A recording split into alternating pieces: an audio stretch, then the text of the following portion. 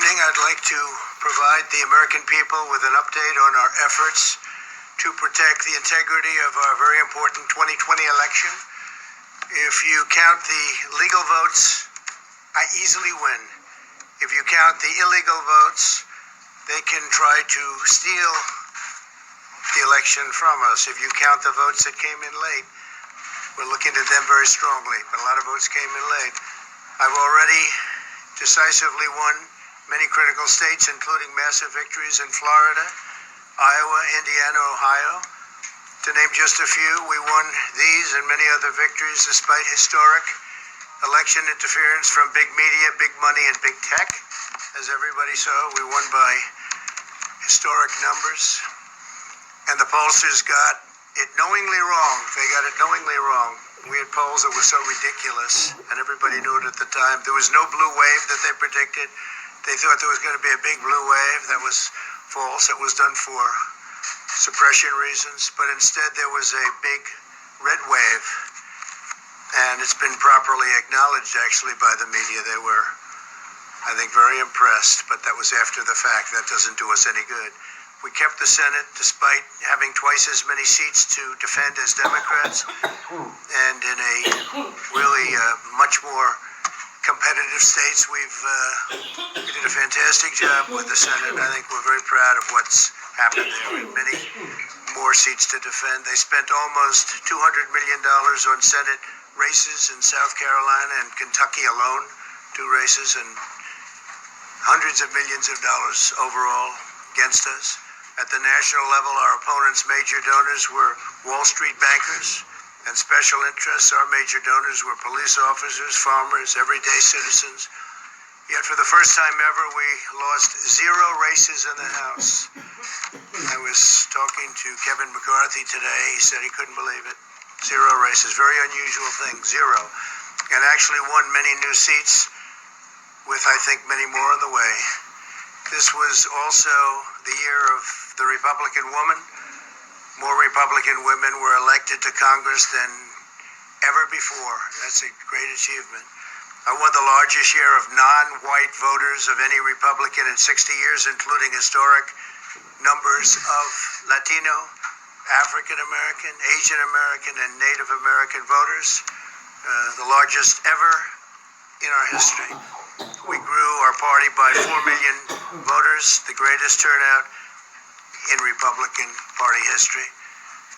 Democrats are the party of the big donors, the big media, the big tech, it seems, and Republicans have become the party of the American worker, and that's what's happened. And we're also, I believe, the party of inclusion. As everyone now recognizes, media polling was election interference in the truest sense of that word, by powerful special interests. These really phony polls, I have to call them phony polls, fake polls, were designed to keep our voters at home, create the illusion of momentum for Mr. Biden, and diminish Republicans' ability to raise funds. They were what's called suppression polls. Everyone knows that now. And it's never been used to the extent that it's been used on this last election. To highlight just a few examples, the day before election, Quinnipiac, which was wrong on every occasion that I know of, had Joe Biden up by 5 points in Florida, and they were off by 8.4 points, and I won Florida easily. So they had me losing Florida by a lot, and I ended up winning Florida by a lot. Other than that, they were very accurate. They had him up 4 points in Ohio, and they were up by 12.2 points. And I also won Ohio, great state of Ohio, very easily. The Washington Post had Biden up 17 points in Wisconsin, and it was basically even. They were up by about 17 points, and they knew that. They're not stupid people. They knew that. Suppression. There are now only a few states yet to be decided in the presidential race. The voting apparatus of those states are run in all cases by Democrats. We were winning in all the key locations by a lot, actually.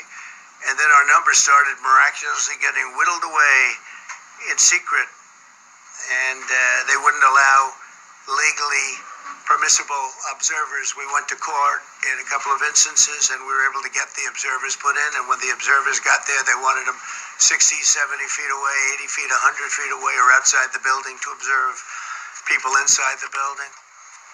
And we won a case, a big case, and we have others happening. There are lots of litigation, even beyond our litigation. There's tremendous amount of litigation generally because of how unfair this process was. And I predicted that. I've been talking about mail-in voting for a long time.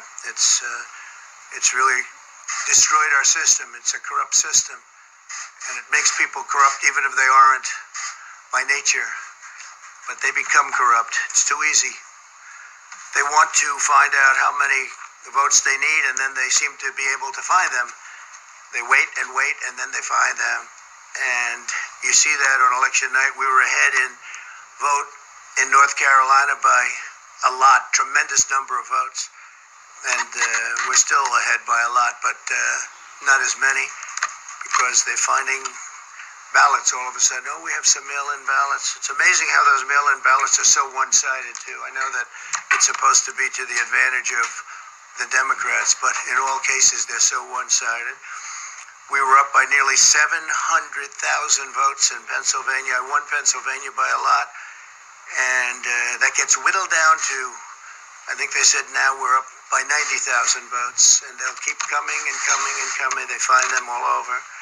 And they don't want us to have any observers, although we won a court case. The judge said you have to have observers.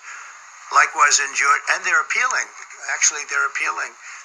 We won a case that we want people to watch, and we want observers, and they're actually appealing, which is sort of interesting. I wonder why that appeal, that all we want to do is have people watch as they do the vote tabulations. Likewise in Georgia, I won by a lot, with a lead of over getting close to 300,000 votes on election night in Georgia. And by the way, got whittled down, and now it's getting to be to a point where I'll go from winning by a lot to perhaps being even down a little bit. In Georgia, a pipe burst in a faraway location, totally unrelated to the location of what was happening, and they stopped counting for 4 hours, and a lot of things happened.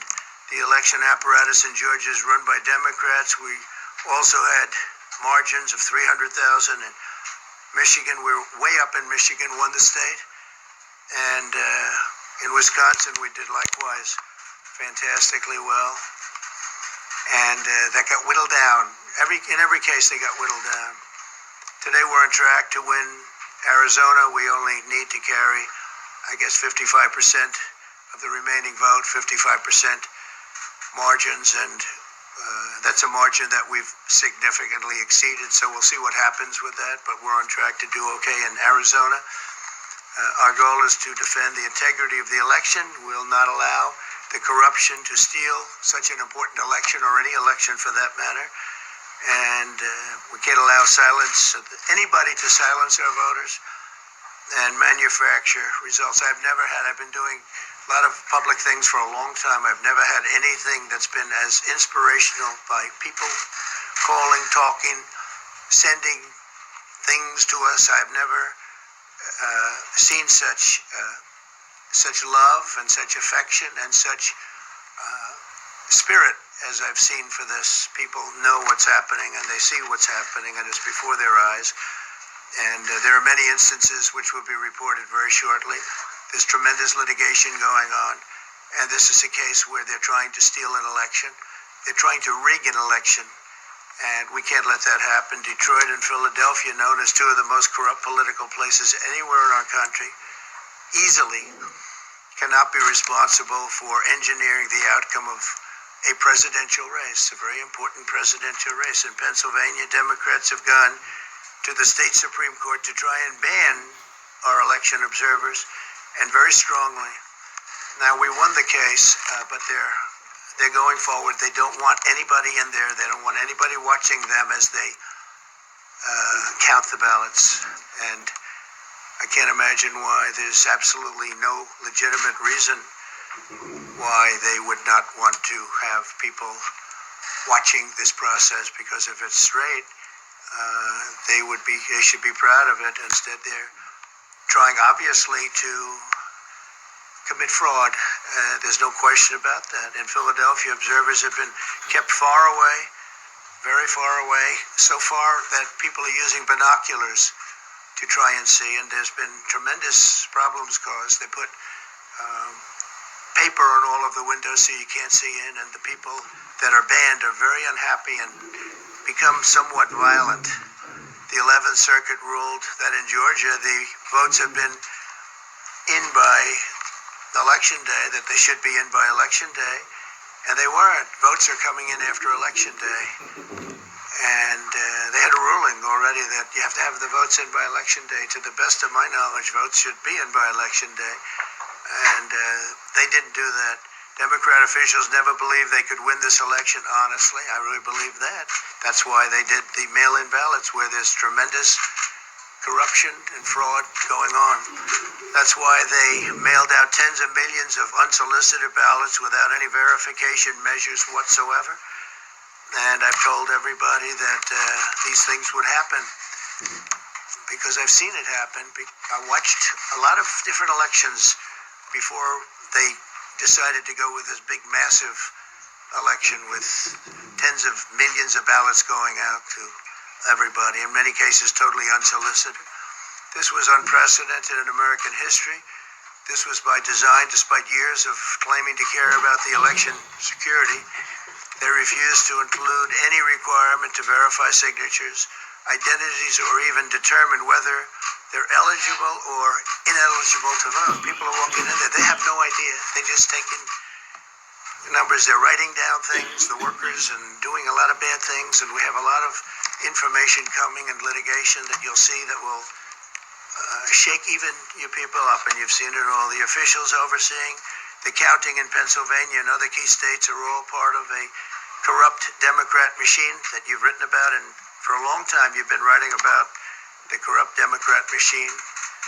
I went to school there, and I know a lot about it. It hasn't changed. It's a long time ago, and hasn't changed. It's gotten worse. In Pennsylvania, partisan Democrats have allowed ballots in the state to be received 3 days after the election, and we think much more than that. And they're counting those without even postmarks or any identification whatsoever. So you don't have postmarks, you don't have identification. There have been a number of disturbing irregularities across the nation. Our campaign has been denied access to observe any counting in Detroit. Detroit is another place, and I wouldn't say it has the best reputation for election integrity. Poll workers in Michigan were duplicating ballots, but when our observers attempted to challenge the activity, those poll workers jumped in front of the volunteers to block their view so that they couldn't see what they were doing. And it became a little bit dangerous. One major hub for counting ballots in Detroit covered up the windows again with large pieces of cardboard, and so they wanted to protect and block the counting area. They didn't want anybody seeing the counting, even though these were observers who were legal observers that were supposed to be there. In Detroit, there were hours of unexplained delay in delivering many of the votes for counting. The final batch did not arrive until 4 in the morning, and even though the polls closed at 8 o'clock, so they brought it in, and the batches came in, and nobody knew where they came from. We've also been denied access to observe in critical places in Georgia. In multiple swing states, counting was halted for hours and hours on election night, with results withheld from major Democrat-run locations only to appear later. And they certainly appeared, and they all had the name Biden on them, or just about all. I think almost all. They all had the name Biden on them, which is a little strange. I challenge Joe and every Democrat to clarify that they only want legal votes, because they talk about votes, and I think they should use the word legal votes. We want every legal vote counted, and I want every legal vote counted. We want openness and transparency, no secret count rooms, no mystery ballots, no illegal votes being cast after Election Day.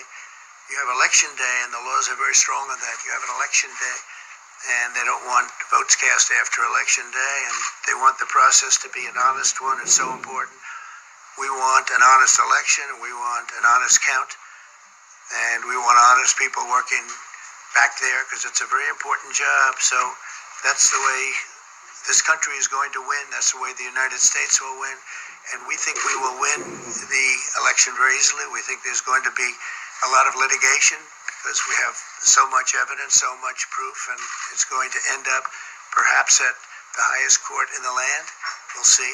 But we think there'll be a lot of litigation because we can't have an election stolen like this. And I tell you, I have been talking about this for many months with all of you.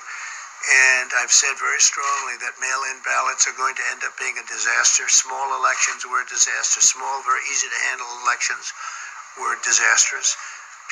This is a large-scale version, and it's getting worse and worse every day. We're hearing stories that are horror stories, absolute horror stories. And we can't let that happen to the United States of America. It's not a question of who wins, Republican, Democrat, Joe, myself. We can't let that happen to our country. We can't be disgraced by having something like this happen.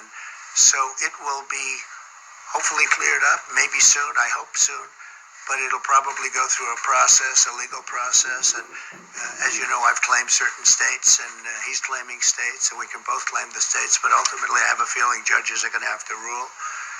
But there's been a lot of shenanigans, and we can't stand for that in our country. Thank you very much.